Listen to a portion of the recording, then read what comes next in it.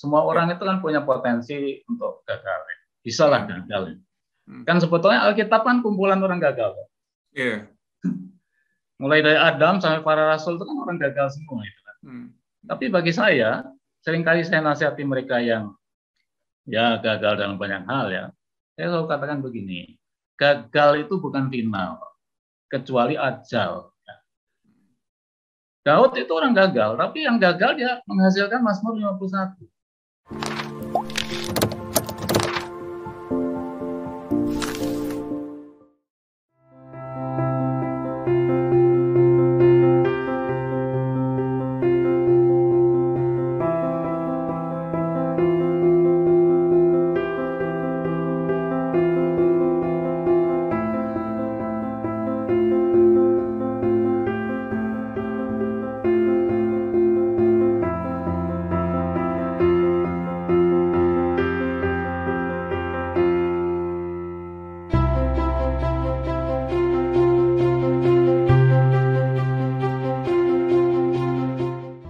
Salam sejahtera bagi para pendengar dan penonton Ngopas dimanapun Anda berada. Nama saya Pendeta Kian Holik dari Sydney. Selamat datang di channel Ngobrol Pastor, Ngopas, di mana kita membicarakan secara santai topik-topik yang berhubungan dengan pelayanan dan kehidupan para hamba Tuhan maupun aktivis Kristiani di gereja maupun di organisasi Kristen. Sebelum kita melanjutkan, jangan lupa untuk subscribe channel ini dan nyalakan loncengnya di YouTube supaya apabila ada video-video baru yang di-upload, Anda dapat langsung mengetahuinya. Nah, di edisi yang ke-21 ini, kita akan membicarakan bagaimana pelayanan seorang hamba Tuhan itu seharusnya menjadi sebuah pelayanan yang holistik. Jadi kita akan bicara mengapa demikian, aspek-aspek apa yang belum dikerjakan oleh hamba Tuhan di Indonesia mengenai pelayanan holistik ini, dan kira-kira tip-tip apa yang perlu dikerjakan oleh hamba-hamba Tuhan untuk memiliki pelayanan yang holistik ini. Jadi di tengah-tengah kita sudah ada 3 narasumber yang mana saya bersyukur sekali bisa berkumpul bersama-sama. Yang pertama itu adalah Pendeta Emeritus Lotna Tigor Sihombing, Emeritus dari STT Amanat Agung di Jakarta. Selamat pagi Pak di Indonesia. Pagi. Ya, pagi. Kemudian yang kedua ada Pendeta Yanvantius Tulay, Gembala GKRI Gedong di Jakarta. Selamat pagi Pak Tulay. Selamat pagi Pak Kian. Selamat pagi. Dan yang ketiga ada Pendeta Dr. Dempsey Jura, Direktur Pascasarjana Universitas Kristen Indonesia Jakarta. Selamat pagi Pak Dempsey. Selamat pagi Pak, Tuhan berkati. Selamat pagi. Ya, jadi kita akan bicara mengenai satu topik ini pertama-tama, tetapi sebelumnya mungkin saya tanpa terlalu lama, mungkin saya ingin berkenalan dulu atau ingin menyapa dulu Bapak-bapak. Khususnya mungkin secara singkat saja, kira-kira bisa tidak highlight satu kegiatan yang mana diberkati oleh Tuhan selama 1 atau 2 minggu terakhir. Satu saja, satu. Mungkin kita mulai dari Pak Dempsey terlebih dahulu. Satu kegiatan Pak Dempsey yang diberkati oleh Tuhan selama 1-2 minggu ini. Silakan. Ya, baik, terima kasih Pendeta Kian Holik. Saya perlu memberikan klarifikasi dulu. Saya bukan Direktur Pascasarjana di Universitas Kristen Indonesia, tapi saya adalah Kaprodi Program Studi Doktor Pendidikan Agama Kristen di Universitas Kristen Indonesia. Makasih klarifikasinya. Ya, baik.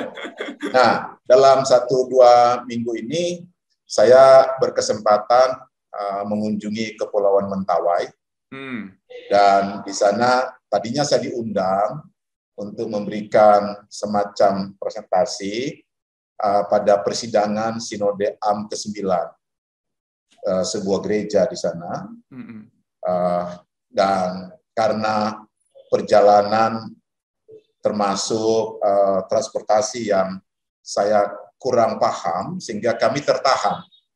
Jadi harusnya ada sekian waktu di mana saya harus kembali ke Padang. Ternyata menjadi 1 minggu lebih saya di sana.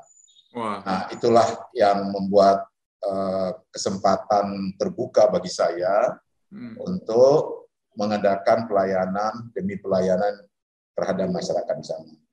Jadi gereja di sana itu sudah sangat tua sebenarnya, karena pekabaran Injil di sana itu sudah masuk 100 tahun lebih. Tetapi potensi daripada orang Kristen di sana, atau secara umum masyarakat di sana itu masih sangat kurang, sehingga Kepulauan Mentawai itu mohon izin dia masuk pada kategori 3T oleh kebijakan pemerintah, daerah tertinggal, daerah terluar, gitu loh.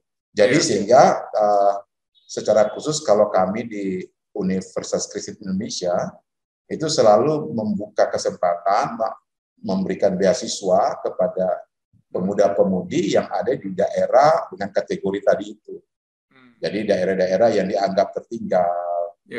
Jadi kita memberikan beasiswa. Nah, kedatangan saya ke sana itu salah satunya itu, sekaligus melihat itu, ada nggak peluang. Kebetulan pemerintah di sana cukup baik, bahkan di dalam satu perjalanan antar pulau, dari pulau, kalau tidak salah Siberut ke Pulau Sipora, itu perlu beberapa waktu perjalanan. Nah, saya menumpang kapalnya Pak Wakil Bupati, dan kami banyak berdiskusi. Diskusi di sana bagaimana melakukan upaya-upaya pengembangan SDM, ya karena memang saya lihat sendiri sangat rendah. Sangat rendah. Saya pernah menjadi pendeta di daerah pedalaman selama 2 tahun, tetapi di sana itu sangat rendah, lebih rendah lagi. Nah, sehingga saya berdiskusi banyak dengan pimpinan gereja sana, bagaimana cara kita untuk mengembangkan. Jadi tepat dengan tema tadi itu, pelayanannya itu harus holistik. Jadi bukan sekedar di dunia mimbar saja kita bicara, tapi juga sampai menyentuh ke aspek-aspek yang lebih umum kepada masyarakat. Saya ambil contoh yang paling sederhana. Selama di sana saya tidak bisa melakukan koneksi internet. Dan tentunya kita yang sudah terbiasa di kota itu pasti setengah mati ya. Tapi harus berusaha karena memang tidak ada koneksi itu. Saya melihat problem di sana itu sebenarnya bukan tidak bisa. Tapi mungkin masyarakat di sana yang perlu sekali diajak. Ada problem yang kedua yang saya amati. Di sana listrik itu hanya menyala pada waktu tertentu. Nah, sementara saya melihat potensi di sana itu bisa digunakan energi terbarukan. Jadi kalau Pendeta Kian Holik lihat tangan saya ini terkelupas ini karena panas. Jadi saya hitam luar biasa sekarang ini karena terjemur di sana. Dan bagi saya itu adalah kemampuan gereja harus memanfaatkan itu, gitu loh. Jadi salah satunya adalah pemanfaatan energi matahari. Nah, sehingga saya pulang ke Jakarta, saya memberi informasi kepada rekan-rekan kami. Kebetulan di kami kan ada program studi yang fokus kepada energi terbarukan. Jadi tidak lagi menggunakan energi fosil seperti minyak bumi. Nah, sebenarnya coba di sana kita lakukan. Nanti kita ambil lagi topik itu, Pak. Tentunya. Terima kasih banyak, Pak Dempsey. Mungkin dari Pak Tulay, ada satu kegiatan yang diberkati oleh Tuhan selama 1-2 minggu terakhir ini. Silakan Pak Tulay. Baik, terima kasih Pak Kian Holik. Kita sudah mendengar apa yang dipaparkan atau dari Pendeta Dempsey Jura tadi. Dari saya tidak ada yang terlalu unik dan istimewa sebetulnya dalam 2 minggu terakhir ini, kecuali mempersiapkan program tahun depan dan juga mempersiapkan Natal begitu ya. Tapi satu hal kegiatan baru yang terlepas dari pelayanan, yaitu saya berusaha tiap pagi 1 jam saya jalan pagi. Nah, saya ditelepon dari satu rekan dari Amerika, dia tanya berat badan saya berapa, tinggi berapa. Oh, Bapak harus minimal 10 kg harus turun. Waduh, penderitaan saya bilang itu. Nah, dia bilang jangan hanya rohani yang diperhatikan. Doa, saat teduh, baca firman Tuhan, tapi tubuh diabaikan. Harus holistik, harus holistik. Nanti kita akan bicara juga mengenai hal tersebut. Baik. Jadi itu saja dari saya. Jadi termasuk biasa-biasa saja. Dari saya biasa-biasa saja. Ya, dan juga persiapan Natal kelihatannya ya, setiap gereja pasti sedang mempersiapkan untuk hal ini. Pak Siombing, ada satu kegiatan mungkin yang diberkati oleh Tuhan 1-2 minggu terakhir ini, silakan Pak. Ya, saya kan lebih banyak di rumah ya, ya. Tapi bukan berarti tidak ada kegiatan. Kalau 1-2 minggu terakhir ini sebetulnya yang diberkati ya postingan saya di web.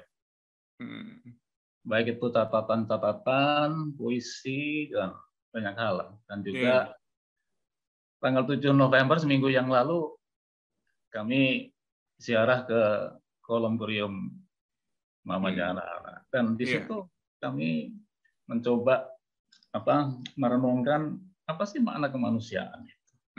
Secara komprehensif. Biarpun Mama sudah tidak ada, itu tidak ada secara fisik. Tapi kehadiran secara, ya bukan imajiner ya, secara spiritual ya tetap ada. Kita tidak bicara sama orang mati, tapi saya ingin mengajak anak-anak itu bahwa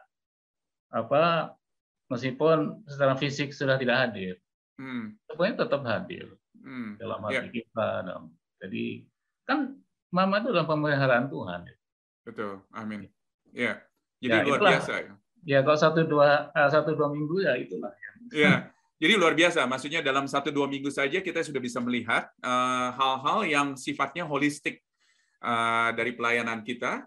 Tadi Pak DMC sudah menceritakan mengenai bagaimana perjalanannya ke Mentawai.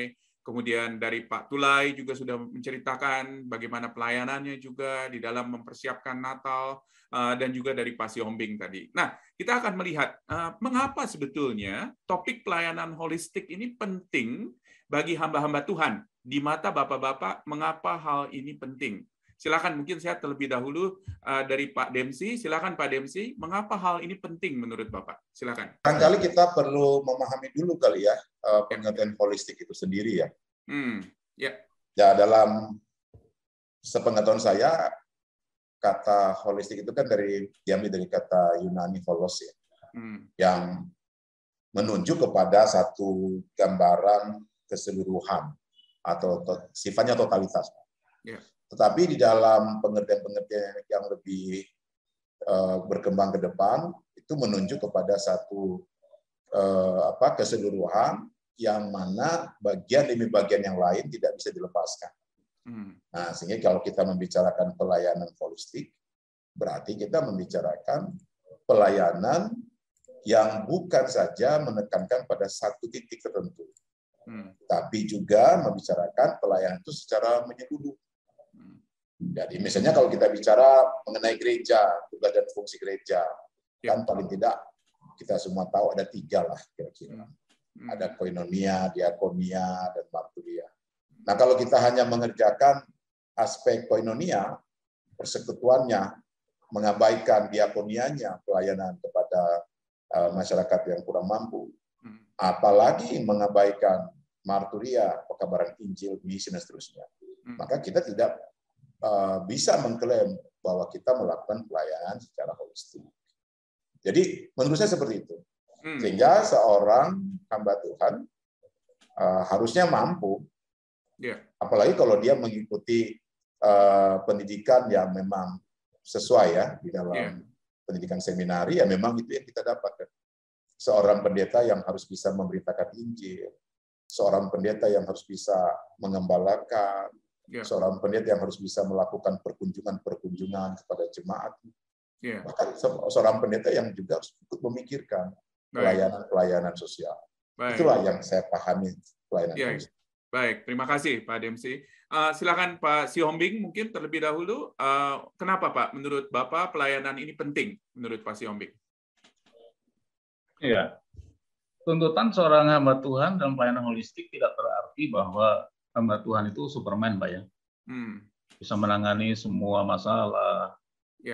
Tetapi paling tidak ya kemampuan untuk melihat dan melakukan, memperhatikan semua secara menyeluruh. Itu betul apa yang disampaikan oleh Pak Demsi tadi. Tapi kalau ditanya tentang apa yang sudah pernah saya lakukan selama 50 tahun lebih ini, ya banyak hal yang saya anggap saya kurang. Kenapa? Karena Tapi tadi sudah saya sebutkan, sejak saya menikah tahun 79, boleh dikatakan waktu saya itu lebih banyak di tempat pelayanan. Ya sampai yang namanya honeymoon kan saya tidak pernah ada honeymoon. Malah mau honeymoon istri sudah meninggal. Nah, saya pernah ditegur oleh anak saya, Togar waktu masih kecil. Saya begitu sibuk mempersiapkan kuliah, bahan kuliah, mempersiapkan pelayanan, saya lebih banyak duduk di kamar studi dan di depan komputer. Nah, dia datang ke kamar studi saya. Buka pintu, dia bilang, Papa itu lebih sayang sama komputer daripada anaknya. Terus dia lari. Aduh, itu untuk saya pukulan yang cukup telak. Dan langsung saya tinggalkan persiapan saya tinggalkan kamar studi saya, dan saya peluk dia. Saya minta maaf. Papa sudah salah. Jadi saya sebagai seorang ayah tidak malu, saya minta maaf sama anak. Karena saya sadar. Yang menyadarkan saya kan tidak selalu orang tua. Betul. Yeah. Semut saja menyadarkan saya. Ya, saya tidak hanya belajar kepada orang yang hebat-hebat. Dari orang yang paling sederhana pun saya belajar. Pada petani saya belajar. Kepada pemulung pun saya belajar. Saya sering diskusi juga sama mereka. Jadi saya tidak hanya mendekati orang-orang yang perlu saya layani supaya bertobat. Tidak. Saya juga belajar kepada mereka. Jadi secara holistik itu saya pikir kita harus belajar kepada semua. Saya punya keyakinan Tuhan itu sebetulnya memberikan tugas kita membaca seluruh alam ini. Alam ini buku besar yang harus kita baca dan belum selesai dibaca. Ya Pascal pernah membaca, Archimedes pernah membaca, dan itu diwariskan. Dan kita juga punya tugas untuk membaca perilaku semut, membaca perilaku anjing. Sebenarnya saya juga perhatikan anjing, Pak, dari holistik betul. Baik. Dan juga saya pernah memperjuangkan kaum buruh juga di Medan. Jadi tidak hanya khotbah di mimbar. Ya, banyak hal lah sebetulnya, tapi saya tetap merasa saya tidak sempurna. Ya seperti pernah saya studi ke Korea kan, keluarga tidak bisa dibawa. Itu saya juga sebetulnya hanya karena tugas belajar, saya harus tinggalkan keluarga tidak boleh. Sehingga untuk memulihkan kembali relasi dengan anak juga butuh waktu. Saya yakin dan bicara percaya. Pelayanan sempurna itu saya tidak pernah mengalami kesempurnaan pelayanan. Jadi betul-betul ketika kita merefleksikan pelayanan yang holistik ini, ini adalah pelayanan yang seringkali justru ada di depan kita, yang tidak kita lakukan sebagai hamba-hamba Tuhan, tetapi jelas Tuhan sudah memberikan itu di hadapan kita, begitu loh, untuk kita layani. Nah, mungkin kita sekarang akan menuju ke Pak Tulay. Kenapa nih menurut Pak Tulay pelayanan holistik ini penting menurut Pak Tulay bagi hamba-hamba Tuhan? Silakan Pak Tulay. Benar sekali apa yang disampaikan oleh Pak Dempsey dan Pak Siombing tadi. Iya, tadi Pak Dempsey sudah menyinggung tentang skop pelayanan gereja. Ada 3, dan kalau Katolik itu 5, ya, liturgia, diakonia, marturia, kemudian kerugma, dan koinonia. Nah, memang pelayanan itu kan 2 mandat besar sebetulnya, mandat Injil dan mandat budaya. Kita sangat memberikan apresiasi kepada para misionaris yang sudah sedemikian rupa militan dalam pelayanannya pemberitaan Injil sehingga menjangkau jiwa-jiwa. Tetapi ini juga menjadi otokritik buat kita bahwa kadangkala terlalu berat sebelah artinya pelayanan itu selama ini sepertinya terlalu vertikalis. Jadi urus orang masuk surga. Nah, sementara orang itu masih di dunia ini yang perlu kesehatan, yang perlu finansial, yang perlu pendidikan, ya, dan perlu terjun di bidang dunia politik dan lain sebagainya. Nah, menyambung seperti yang Pak Lord katakan tadi, bahwa saya jauh daripada yang disebut dengan holistik. Lagi saya pelayanan baru beberapa tahun seperti ini. Dan menyadari itu bahwa tentu pelayanan ini bukan one man show. Oleh karena itu harus ada teamwork. Ya. Kalau misalnya hamba-hamba Tuhan konsentrasinya adalah dalam pembinaan dan pemberitaan Injil, maka sebagai gereja Tuhan secara organisasi itu ada orang-orang memikirkan bidang-bidang yang kurang selama ini. Sehingga pelayanan tidak melulu vertikalis, ya. Orang masuk surga sih masuk, tetapi bagaimana sengsara betul di hidup ini, nah itu yang tidak diurus. Nah, seperti itu. Sehingga oleh karena itu karena itu perlu orang-orang muda atau siapapun yang sudah lahir baru dalam gereja, tidak harus hamba Tuhan, memikirkan pelayanan secara holistik, secara menyeluruh, totalitas itu, sehingga tidak hanya memperhatikan masalah rohani saja, tapi hal-hal yang berhubungan dengan fisik, sosial, itu harus diperhatikan. Saya kira itu saja. Baik. Jadi pelayanan holistik ini memang adalah sesuatu yang sangat luas sekali. Jadi ini bukan hanya pelayanan jemaat yang harus holistik, tetapi juga pelayanan seorang hamba Tuhan juga harus holistik. Dalam arti bagaimana seorang hamba Tuhan boleh bukan hanya sekedar melayani jemaat, tetapi melayani keluarganya, melayani orang-orang yang Tuhan tempatkan di sekitarnya. Benar sekali. Tetapi juga pelayanan jemaatnya juga pelayanan yang holistik begitu ya. Jadi ini bukan hanya mengurusi seperti yang tadi Pak Tulay katakan, orang masuk surga, tetapi bagaimana mereka bisa hidup untuk menyaksikan Kristus di dalam dunia ini. Dan memang itulah yang harus kita kerjakan. Nah, menurut Bapak-bapak, kekurangan-kekurangan apa yang sering sekali ditemui di dalam hamba-hamba Tuhan atau di kalangan hamba-hamba Tuhan yang banyak yang tidak sadar mengerti pentingnya pelayanan holistik ini. Ya, mungkin kita mulai dari Pak Dempsey terlebih dahulu. Silakan Pak Dempsey. Kira-kira kekurangan-kekurangan apa yang Bapak temui di kalangan hamba-hamba Tuhan karena mereka mungkin tidak mengerti mengenai pelayanan atau pentingnya pelayanan holistik ini. Silakan Pak.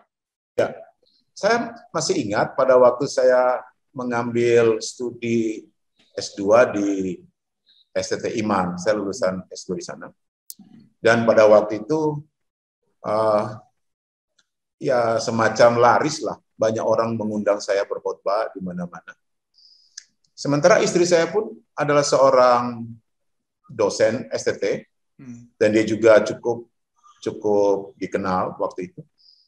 Sehingga menjadi pertanyaannya adalah, kalau kami berdua melayani, kadang-kadang kami keluar dengan tujuan yang berbeda, saya di gereja A, dia di gereja B. Dan waktu itu kami masih baru menikah. Pertanyaannya adalah siapa yang ngurus anak? Itu menjadi masalah, Pak.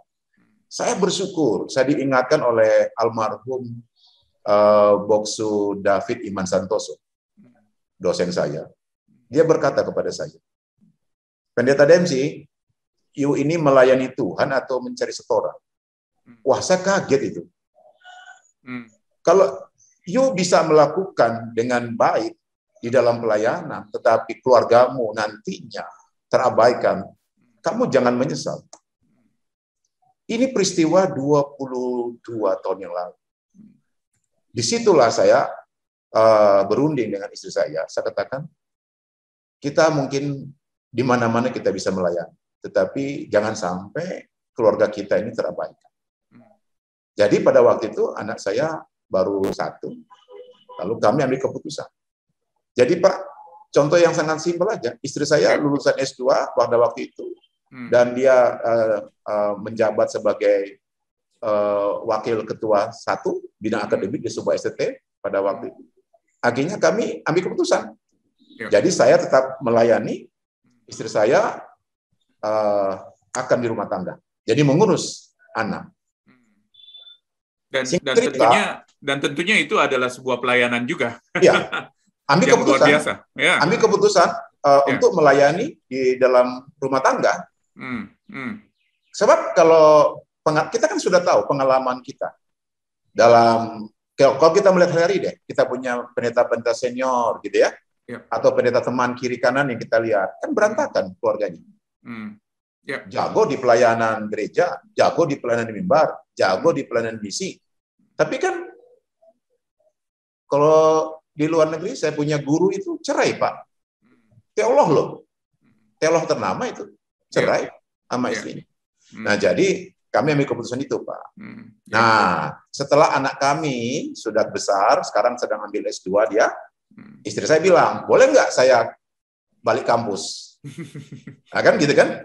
Saya bilang, boleh. Jadi sekarang istri saya ngambil lagi, Pak. Dia ambil S3 lagi untuk mempersiapkan diri kembali ke kampus. Dengan catatan, kami berhasil untuk mengurus anak kami yang pada waktu itu. Nah, jadi memang tidak bisa bermain-main dengan salah satu pelayanan yang penting juga, yaitu rumah tangga di dalam pelayanan ini. Itu contoh yang sangat sederhana, Pak, yang kami alami. Demikian. Berarti satu hal yang mungkin menjadi kekurangan seringkali itu hamba Tuhan tidak fokus atau tidak tahu bahwa fungsinya sebetulnya pelayanan itu bukan hanya sekedar hanya di gereja atau ketika dia berkhotbah di mimbar, tetapi ialah ketika dia melayani keluarganya. Dan itu adalah sebuah teamwork seperti yang tadi Pak Tulai katakan, bagaimana suami dan istri itu bersama-sama melayani Tuhan, khususnya melayani keluarga. Mungkin kita sekarang beralih ke Pak Tulai terlebih dahulu. Bagaimana menurut Pak Tulai kekurangannya apa sih dari hamba-hamba Tuhan di Indonesia untuk mengerti pelayanan holistik ini? Silakan, Pak. Secara khusus kalau menyangkut keluarga, memang seringkali terjadi ironi, begitu ya. Artinya seperti yang Pak Demsi katakan tadi, bahwa seseorang mungkin menjadi seorang pembicara yang terkenal, diundang ke sana kemari, dan berhasil tanda petik yang membuat orang percaya Tuhan, ya. Sementara anaknya sendiri mungkin belum pernah mendapatkan pelayanan pribadi. Saya ingat rektor kami dulu di saat pendeta Dr. Peter Wongso pernah mengatakan, kalau saudara menikah dan tidak melayani anak-anak saudara, memberitakan Injil kepada saudara, maka saudara hanya akan menambahkan orang yang akan masuk neraka. Waduh, ini kalimat keras dan tapi benar juga. Ya, menikah, punya anak, tidak menginjili, ya sama aja akan menambah orang akan masuk neraka. Dan kasus itu banyak ya di antara hamba-hamba Tuhan terkenal. Iya. Dan saya teringat suatu tulisan, kalau saya tidak salah, Warren Wiersbe ya, atau mohon koreksi kalau saya salah. Beliau mengatakan begini, alangkah bahagianya saya ketika melihat orang-orang yang saya layani selama puluhan tahun di dunia, satu persatu ada di sorga nanti. Tapi betapa ironinya ketika saya tidak menemukan anak saya sendiri. Waduh, itu ya itu sebabnya saya dengan istri, almarhum istri saya, bertekad. Oke, kita punya 2 anak. Sampai mereka, saya tidak terlalu buru-buru juga menantang mereka sampai mereka kelas 5, kelas 6 sudah sedikit mengerti, berulang kali injili dan harus ambil keputusan duduk tantang mereka terima Tuhan Yesus. So, mereka mengatakan iya kami menerima Tuhan Yesus, dan bimbing mereka doa pertobatan, doa pengakuan, dan menyerahkan diri kepada Tuhan Yesus sungguh-sungguh. Dan setelah saat itu saya lihat iman mereka dipelihara Tuhan. Ya, jadi puji Tuhan, anak saya pertama Cynthia sekarang sedang semester 5 di Seminari Alkitab Asia Tenggara saat Malang, sedang menjalani bagaimana dibentuk oleh Tuhan menjadi hamba Tuhan. Dan yang kedua, ya tidak menjadi hamba Tuhan tetapi dukung pelayanan dan salah satu pemusik di gereja. Dan ya sejauh ini Tuhan pelihara iman mereka. Nah, oleh karena itu memang ini kepada kita hamba Tuhan, ya saya bukan orang tua yang baik, seorang yang ideal, saya jauh dari itu, tetapi ini warning ya bagi kita semua sebagai hamba Tuhan, jangan sampai kita mengabaikan keluarga kita sementara kita aktif pelayanan di luar, itu saja. Dan memang yang luar biasa itu bukan hanya kepada anak-anak tetapi juga kepada istri. Oh iya, gitu ya.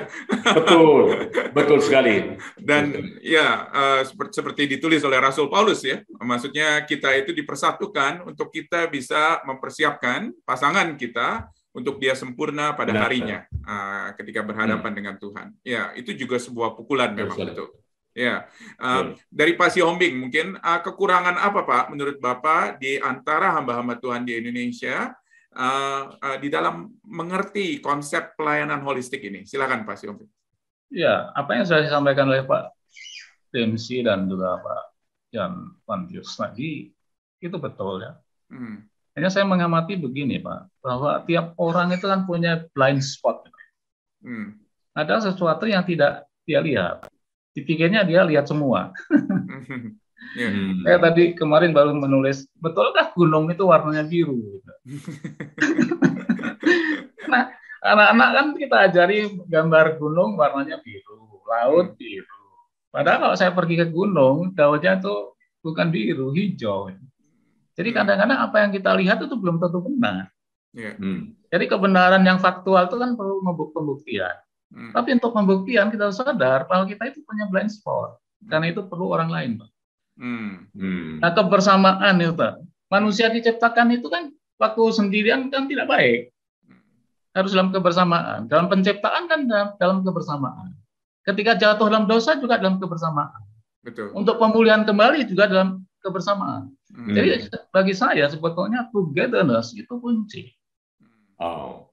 Kebersamaan itu supaya kunci. Jadi kalau itu masuk ke rumah tangga, ya maaf, kan orang Batak kadang-kadang itu laki-laki itu dominan gitu ya, prakteknya. Tapi sebetulnya secara tradisi tidak.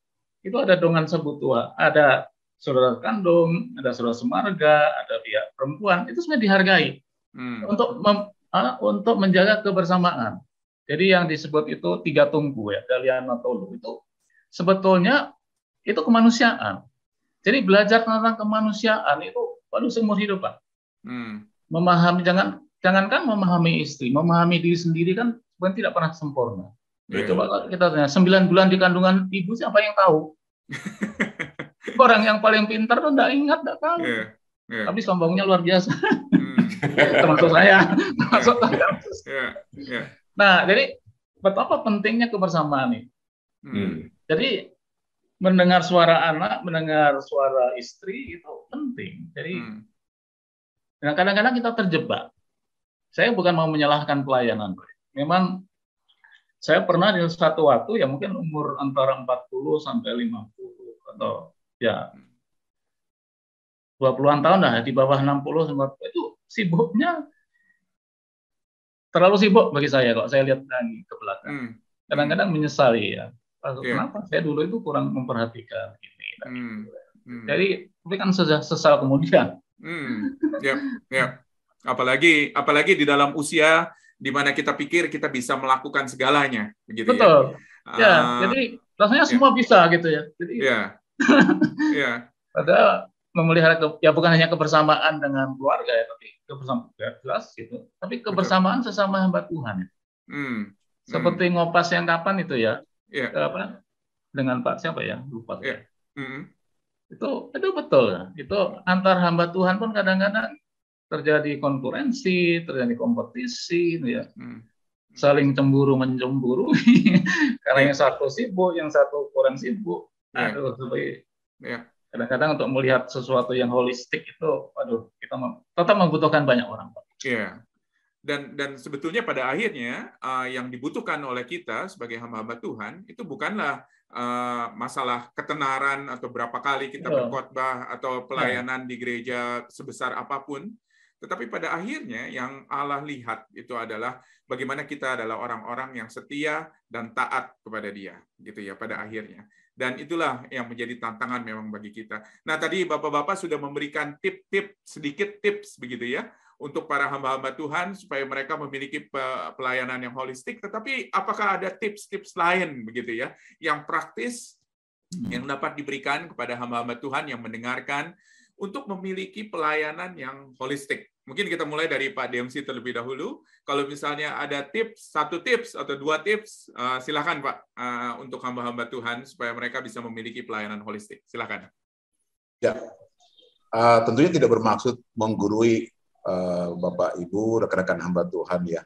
Tapi paling tidak saya sudah melayani lebih dari 35 tahun dan banyak melihat kegagalan demi kegagalan, rekan-rekan yang jatuh, tapi juga banyak melihat rekan-rekan yang mencapai titik sukses ya, keberhasilan di dalam pelayanan. Nah, rupanya setelah saya amati dari pengalaman itu, tips saya cuma satu, Pak, yaitu menyadari akan diri kita. Siapa kita sebagai hamba Tuhan dan mengukur sampai sejauh mana kita melaksanakan tugas dan peran kita. Nah, selama itu kita jalankan, maka kita akan ada pada jalur yang benar. Kalau kita keluar dari situ, ya harus segera cepat-cepat kembali untuk balik. Kalau enggak semakin jauh tersesat. Ya kita tidak usah menghakimi siapapun, tapi banyak kan pengalaman yang kita lihat. Hamba Tuhan yang jatuh dan tidak mau kembali. Ya, terus saja dia akan terus. Tetapi banyak hamba Tuhan, Pak, yang jatuh tapi betul-betul punya kesadaran luar biasa dan akhirnya cukup luar biasa dipakai Tuhan. Saya ambil contoh yang sangat sederhana. Pada tahun 88, saya sebagai hamba Tuhan muda ikut konferensi internasional dan melihat kasus seorang hamba Tuhan di Amerika itu jatuh. Dimuat di mana-mana, termasuk di TVRI. Pada waktu itu masih ada TVRI. Dimuat kejatuhan dia itu. Tetapi apa yang terjadi? 20 tahun kemudian, hamba Tuhan ini menunjukkan pertobatan yang luar biasa. Sekarang dia kembali dan melayani secara ajaib. Tuhan pakai dia. Itulah yang seringkali saya menjadikan satu pengalaman. Kalau kami sharing antara sama hamba. Tidak ada yang kebal dengan persoalan-persoalan hidup. Bahkan termasuk godaan-godaan. Tidak ada. Kita semua punya punya peluang untuk jatuh. Tetapi kita juga harus tahu bahwa kita harus punya kemampuan untuk mengatakan tidak dengan kejatuhan itu dan harus cepat sadar. Ya. Itulah kira-kira Pak dari saya. Baik, terima kasih banyak Pak Dempsey. Ini saya yakin akan mengingatkan banyak sekali dari kita bahwa masih ada kesempatan. Masih ada kesempatan. Kalau misalnya kita mau sadar apa yang kita lakukan dan kita datang kepada Tuhan dan di dalam pertobatan, kita masih ada kesempatan. Tidak ada kata terlambat, boleh dikatakan. Terima kasih buat dorongannya. Dari Pak Tulay, satu tip Pak Tulay, kalau misalnya ada, atau dua tip juga boleh, untuk para hamba-hamba Tuhan yang mendengarkan ini, silakan. Saya ingin menggarisbawahi apa yang Pak Sihombing katakan tadi, bahwa memang kebersamaan itu sangat penting. Kita tidak apalagi dikaruniakan pasangan, itu memang mari kita bangun pelayanan dan segala sesuatu secara bersama-sama, saling menajamkan, ya, besi menajamkan besi dan manusia menajamkan sesamanya, sehingga itu menjadi kuat di dalam pelayanan kita. Oleh karena itu memang bersyukur ya kalau hamba Tuhan, rekan-rekan yang menyaksikan siaran ini masih muda dan punya anak masih kecil-kecil, itu masih belum terlambat untuk menata segala sesuatunya, ya, dan mencintai pasangannya. Ya, mohon maaf kalau sudah seperti saya dan Pak Sihombing yang sudah ditinggal pergi oleh istri, kita mau bagaimana lagi?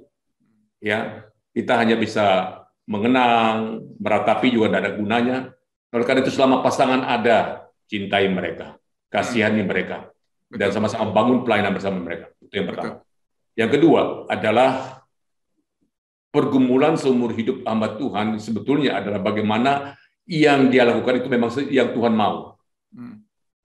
Jadi artinya, nah itu berarti kita melaksanakan memang sesuai porsi kita dan melaksanakan apa yang menjadi kehendak Tuhan dalam kehidupan rencana Tuhan tergenapi dalam pelayanan kita. Jangan sampai misalnya ketemu Tuhan, tadinya kita begitu sibuk kerjakan ini dan itu, sampai mengabaikan anak, istri, dan lain sebagainya. Lalu ketemu Tuhan, Tuhan mengatakan, yang suruh kamu melakukan itu siapa? Saya tidak suruh kok. Bisa. Nah, itu perlu kepekaan. Jadi memang apa yang Tuhan mau, ya. Memang ya orang yang punya hubungan yang intim dan dekat dengan Tuhan barangkali mempunyai kepekaan itu.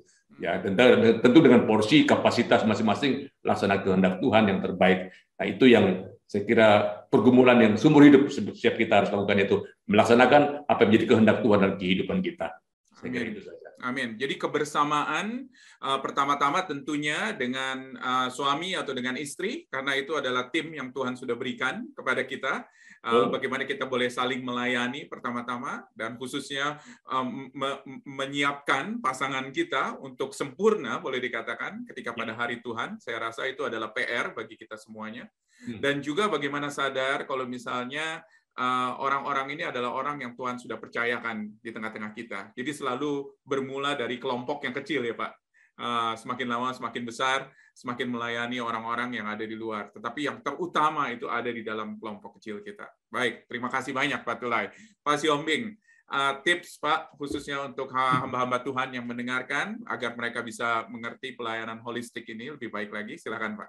Ya, Pak Kian, tadi seperti yang dikatakan Pak Dempsey, semua orang itu kan punya potensi untuk gagal. Bisa lah gagal.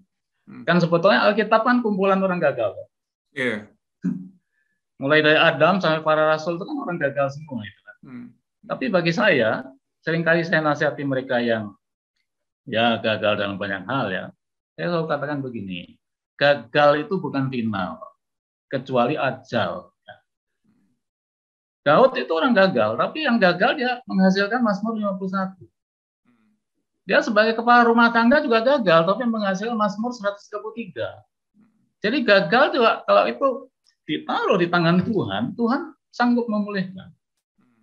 Sehingga saya sekarang ini kalau ditanya segala macam tuh hanya satu alasan, Pak. Karena Tuhan. Kalau bukan karena Dia, ya kita bukan apa-apa. Ya, salah itu statement teologis yang paling mendasar ya. Karena Tuhan ya, hamba Tuhan harus selalu melihat kalau bisa khotbah karena Tuhan, karena berhasil karena Tuhan. Tapi kalau gagal jangan lupa pulang.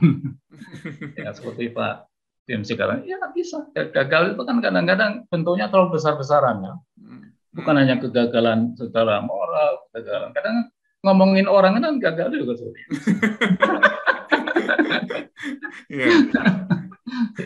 Dan kesadaran saya itu adalah Pak ya. Ya, dan kesadaran tadi seperti yang dikatakan oleh Pak Dempsey, siapa kita gitu ya. Betul. Siapa kita. Seringkali hamba Tuhan pikir bahwa dia Superman, apalagi kalau misalnya usia 40-50 tahun ya, Pak. Betul ya? Superman bisa melakukan segala sesuatu, bisa mengerjakan segala sesuatu, bisa men-steer orang-orang dan lain sebagainya, tetapi sebetulnya dia itu hanyalah alat di tangan Tuhan yang terbatas. Yang terbatas, betul. Jadi itulah mungkin yang bisa kita lakukan ya sebagai hamba-hamba Tuhan, untuk datang kepada Tuhan dan menyadari siapa kita di hadapan Tuhan. Dan saya sangat berharap sekali kalau misalnya kita sebagai hamba Tuhan bisa melayani orang-orang yang ada di sekitar kita, bisa memiliki pelayanan yang holistik ini, supaya orang-orang yang Tuhan percayakan pertama-tama di sekitar kita, suami kita, istri kita, anak-anak kita, boleh menjadi berkat di dalam pelayanan kita terlebih dahulu sebelum kita memberkati orang-orang yang lain. Luar biasa. Terima kasih sekali lagi Bapak-Bapak untuk kehadirannya pada saat ini, pada siang ini atau pada pagi hari ini. Dan kita bersyukur sekali kepada Tuhan. Kita terus berdoa supaya Tuhan boleh memperlengkapi hamba-hambanya di Indonesia terutama. Mari kita berdoa bersama-sama. Terima kasih Bapak di surga untuk waktu yang Tuhan berikan buat kami, untuk kami boleh berbicara panjang lebar mengenai apa artinya memiliki pelayanan yang holistik sebagai seorang hamba Tuhan. Tuhan tolong bantu kami ya Bapak. Di dalam segala kelemahan, keterbatasan, kekurangan, keberdosaan kami, Tuhan tolong bawa kami Tuhan untuk kembali kepada Tuhan dan menyadari panggilan kami sebagai hamba-hamba-Mu. Tuhan tolong ajar kami untuk boleh melayani keluarga kami lebih baik lagi, istri kami, anak-anak kami, suami kami mungkin, dan kami berdoa ya Bapa, biarlah kiranya kehadiran kami boleh menjadi kehadiran Kristus yang nyata bagi mereka di dalam kehidupan mereka. Kami berdoa supaya anak-anak kami boleh mengenal Tuhan Yesus Kristus sebagai Tuhan dan Juru Selamat. Amin. Kami berdoa supaya istri, suami kami boleh semakin disempurnakan di dalam Kristus untuk bertemu dengan Kristus pada harinya. Terima kasih ya Bapa. Tuhan tolong kami ya Tuhan, alat yang begitu rapuh dan begitu sederhana, begitu banyak kekurangan, Tuhan pakai kami untuk memuliakan-Mu. Terpujilah Tuhan nama-Mu. Kami bersyukur dan berdoa di dalam nama Yesus. Amin. Amin.